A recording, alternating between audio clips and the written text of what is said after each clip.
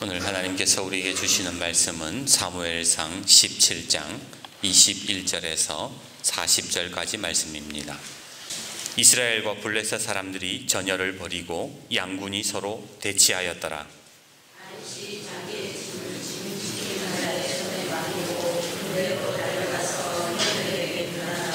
그들과 함께 말할 때에 마침 블레셋 사람의 싸움 도두는 가드 사람 골리앗이라 하는 자가 그 전열에서 나와서 전과 같은 말을 하며 다윗이 들으니라.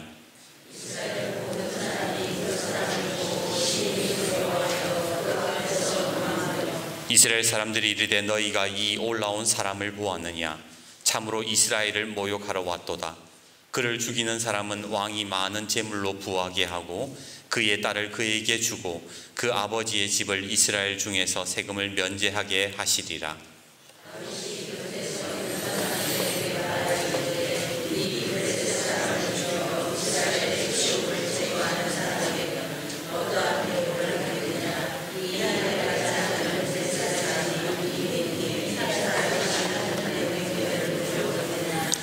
백성이 전과 같이 말하여 이르되 그를 죽이는 사람에게는 이러이러하게 하시리라 하니라.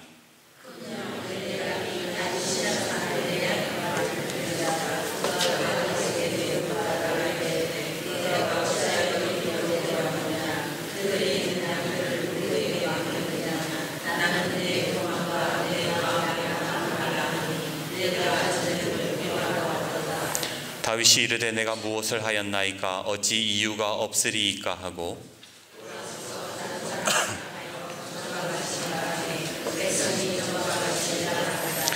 어떤 사람이 다윗이 한 말을 듣고 그것을 사울에게 전하였으므로 사울이 다윗을 부른지라.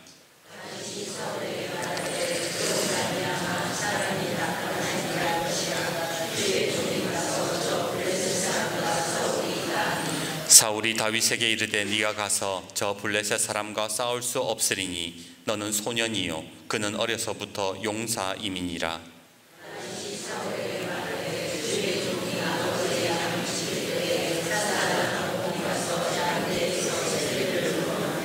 내가 따라가서 그것을 치고 그 입에서 새끼를 건져내었고 그것이 일어나 나를 해하고자 하면 내가 그 수염을 잡고 그것을 쳐 죽였나이다.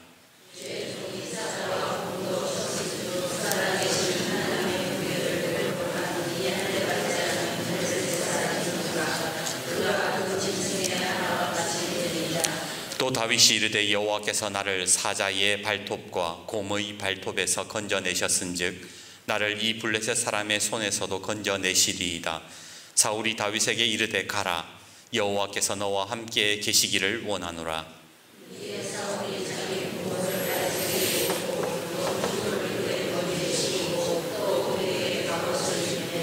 다윗이 칼을 군복 위에 차고는 익숙하지 못하므로 시험적으로 걸어보다가 다 사울에게 말하되 익숙하지 못하니 이것을 입고 가지 못하겠나이다 하고 곧 벗고 손에 막대기를 가지고 시내에서 매끄러운 돌 5을 골라서 자기 목자의 제구 곧 주머니에 넣고 손에 물매를 가지고 블레셋 사람에게로 나아가니라. 선교사님들 중에 노벨 평화상 후보에까지 올랐던 선교사님이 계세요. 그분은 바로 인도에서 복음을 전했던 스탠리 존스라는 선교사님인데 이분이 하나님의 예스라는 책에서 이런 이야기를 합니다. 1971년 12월 8일 뇌졸중으로 반신불수가 되었습니다. 그때 나이가 87세, 모두가 가망이 없다고 고개를 저었지요. 하지만 포기하지 않았습니다. 의사나 간호사가 병실에 들어올 때마다 선교사님은 이런 부탁을 하게 됩니다. 선생님, 병실에 들어오실 때마다 저에게 나사렛 예수 그리스도의 이름으로 명하노니 스탠리야 걸어라, 이렇게 좀 말 좀 해주세요. 선교사님의 간곡한 부탁에 의사와 간호사들은 때론 어색하게 그리고 때로는 강하게 말을 하기 시작했습니다. 스탠리, 나사렛 예수 그리스도의 이름으로 명하노니 일어나 걸으라. 그때마다 선교사님은 큰 목소리로 아멘이라고 대답했고 불과 6개월 만에 병상을 박차고 일어나 다시 인도 선교사로 떠나게 되었다고 하지요. 그 책에서 선교사님은 이런 이야기를 합니다. 당신의 인생길에 나타나는 장애들, 당신 발걸음을 가로막는 것들을 무작정 견디려고 애쓰지 마십시오.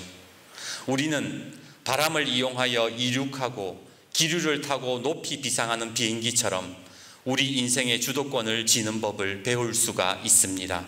그것은 하나님 말씀에 오직 예스라고 대답하는 것입니다. 마가복음 9장 23절에 예수님은 이렇게 말씀하십니다. 할 수 있거든이 무슨 말이냐? 믿는 자에게는 능치 못할 일이 없느니라. 오늘 여러분들은 어떠세요? 이 말씀에 예스라고 대답하실 수 있습니까?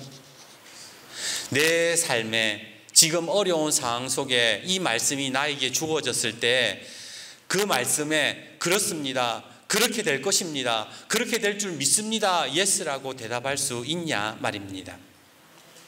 오늘 본문을 보시면 블레셋 사람들이 이스라엘을 쳐들어왔습니다. 그런데 이상합니다. 블레셋이 쳐들어왔으면 나가서 같이 싸워야 되는데 그 누구 하나 싸울 생각을 하지 않는 거예요.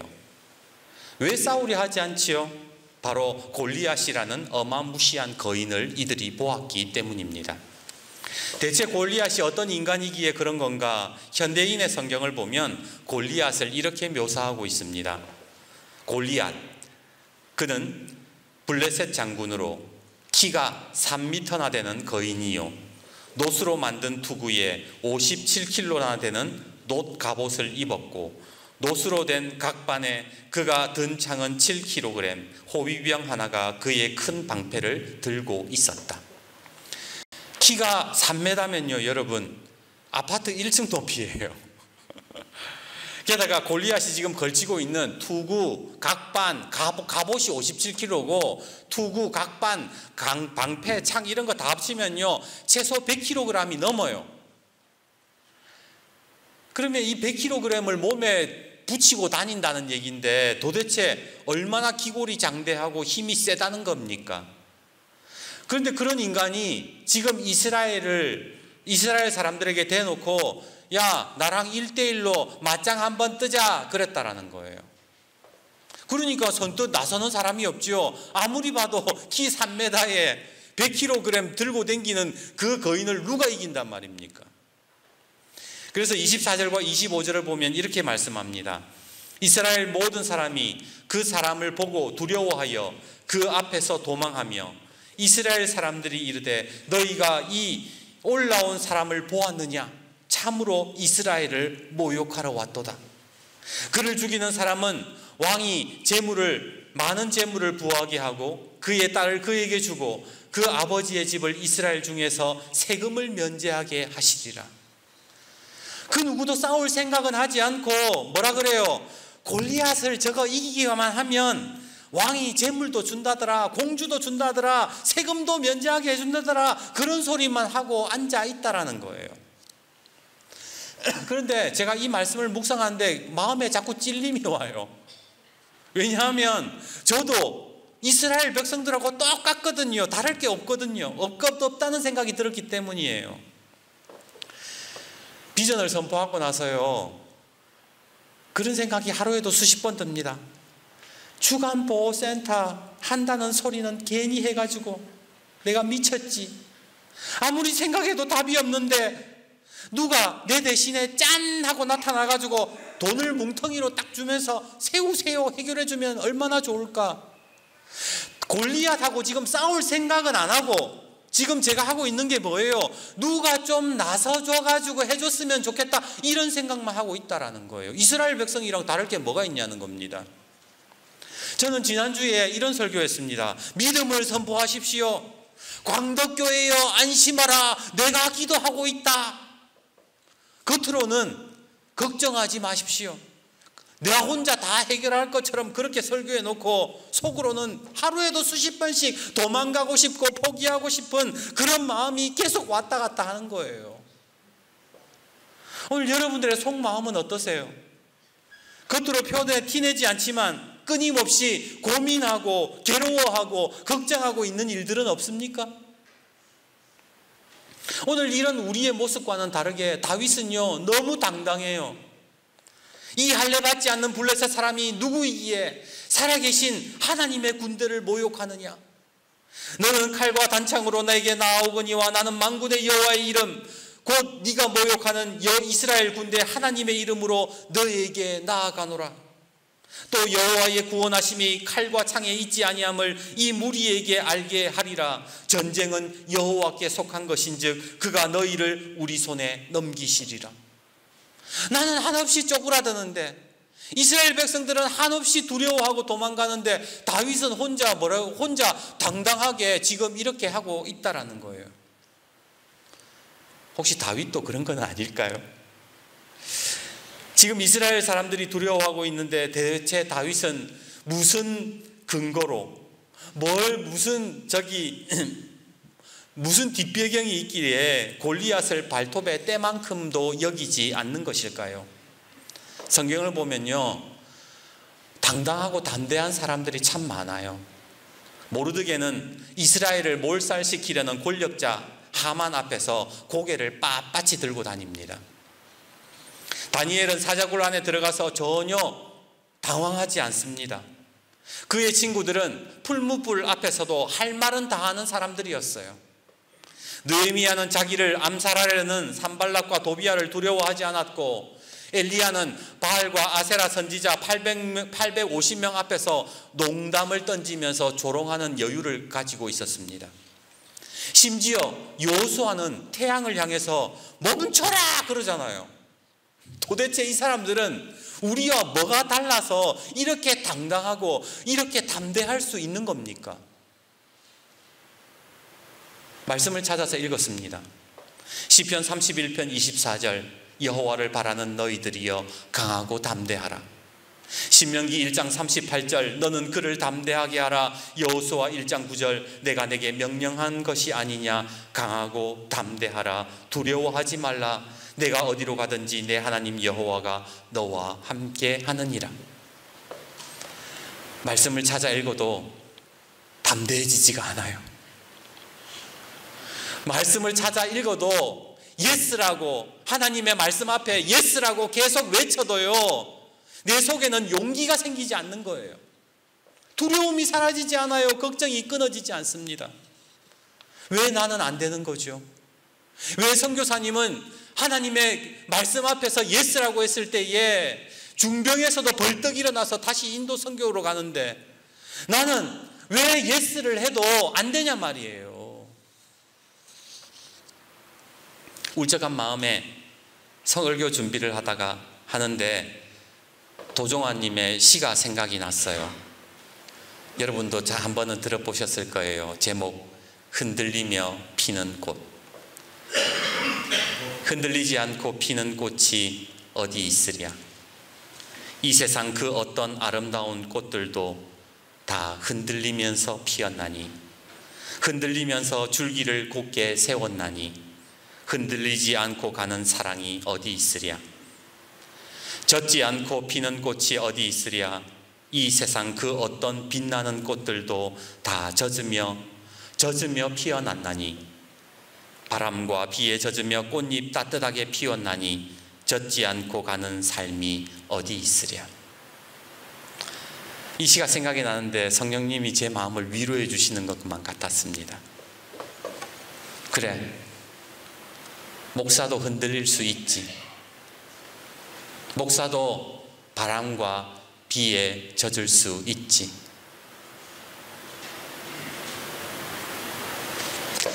그렇게 다시 말씀을 읽는데 그때 제 눈에 들어오는 구절이 있었어요. 34절과 35절입니다. 다윗이 사울에게 말하되 주의 종이 아버지의 양을 지킬 때에 사자나 곰이 와서 양떼에서 새끼를 물어가면 내가 따라가서 그것을 치고 그 입에서 새끼를 건져내었고 그것이 일어나 나를 해하고자 하면 내가 그 수염을 잡고 그것을 쳐 죽였나이다. 지금 이 말이 어떻게 이 시가 생각이 나는데 성령님이 제 마음을 위로해 주시는 것만 같았습니다. 그래, 목사도 흔들릴 수 있지. 목사도 바람과 비에 젖을 수 있지.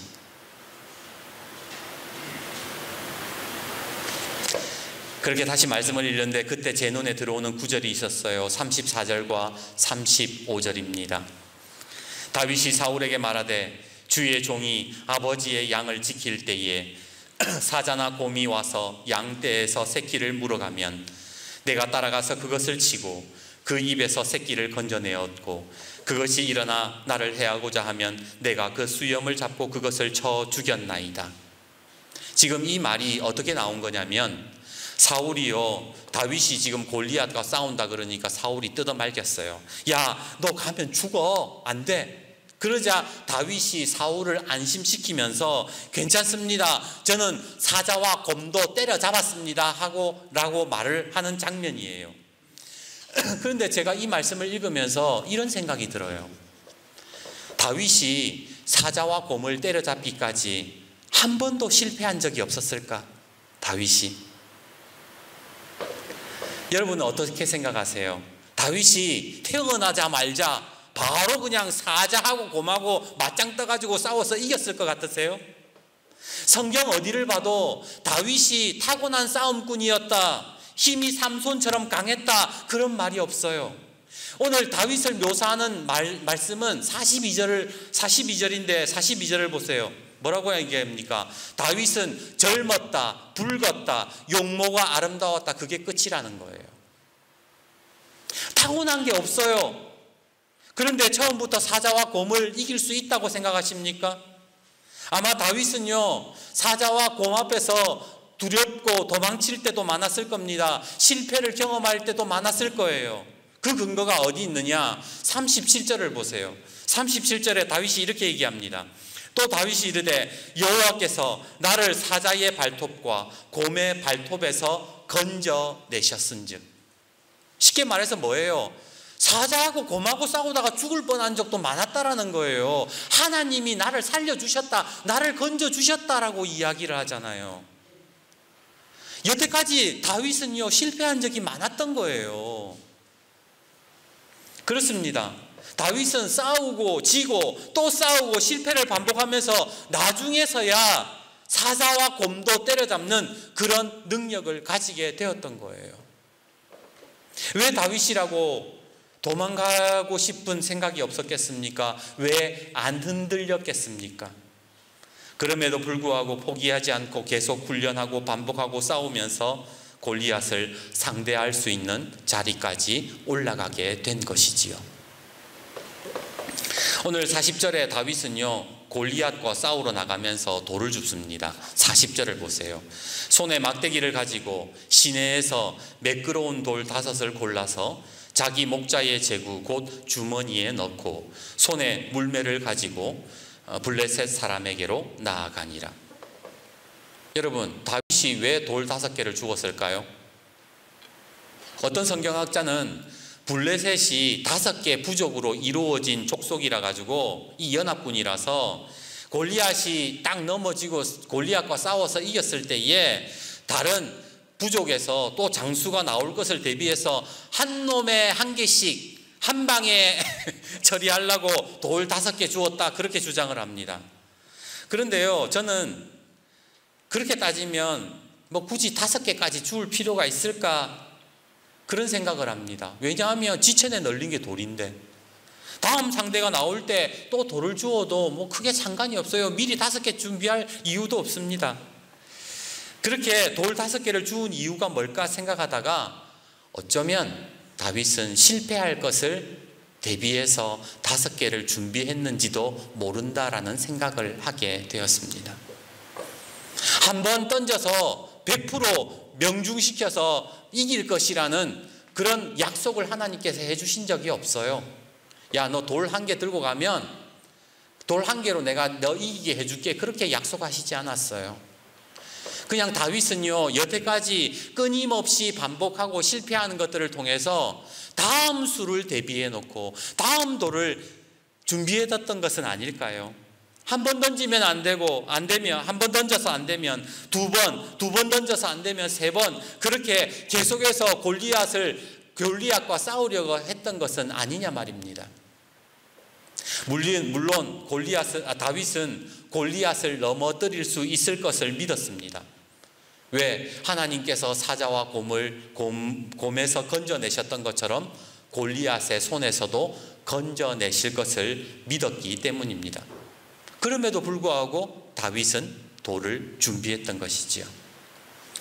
옛날 우리 조상들은요, 큰 바위를, 거대한 바위를 깨뜨리기 위해서 이런 방법을 썼대요. 무조건 오한마로 망치로 두들겨 깨는 것이 아니라 먼저 바위에 검은 줄을 하나 쭉 긋고 난 다음에 15cm 간격으로 조그마한 구멍을 뚫었습니다. 그리고 그 구멍에다가 참나무 쐐기를 박아 넣었대요.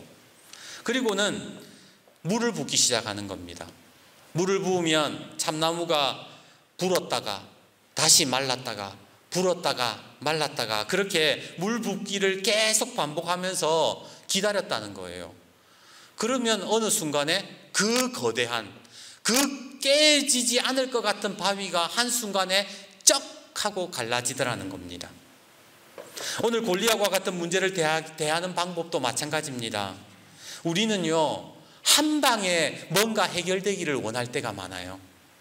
돌 하나에 그냥 골리앗을 탁 넘어뜨리고 한 방에 문제가 내 삶에 해결되기를 원하는데, 하나님이 원하시는 거는요, 한 방이 아니에요. 왜 그런지 아세요? 한 방으로 끝나면 그것이 내 능력이라고 착각하기 때문에 그래요. 우리는 교만해서요, 내 마음먹은 대로, 내 생각대로 한 방에 해결이 되면요, 내가 특별하다고 생각할 때가 많습니다. 그래서 하나님은 한 방보다 오랜 기다림을 주실 때가 더 많아요. 그래서 성경을 보면, 예를 들어 볼까요? 성경을 보면 아브라함이 하나님께 약속을 받고, 아들의 약속을 받고 몇 년 기다려요? 25년. 아들 줄게 이래가지고 1년 후 다음에 탁 나온 게 아니라 25년을 속 다 썩어 빠지면서 기다리면서 온갖 걱정과 두려움, 흔들리고 젖고 하는 그런 순간들을 경험하고 뭐예요? 아들 이삭을 받았어요. 야곱은 장자권을 자기가 빼앗기는 했지만 평생 떠돌아다니면서 훗날에 그 장자권을 받을 수가 있었고요. 요셉은 총리가 되기까지 수많은 고난과 오랜 시간을 견뎌야 했습니다. 애굽의 노예로 울부짖던 이스라엘은 모세의 출애굽까지 430년을 기다려야 됐어요. 광야는 40년을 돌아다녀야 했고요. 바벨론의 포로는 70년, 말라기에서부터 예수님 오시기 그 신약까지는 400년이라는 시간이 걸렸어요.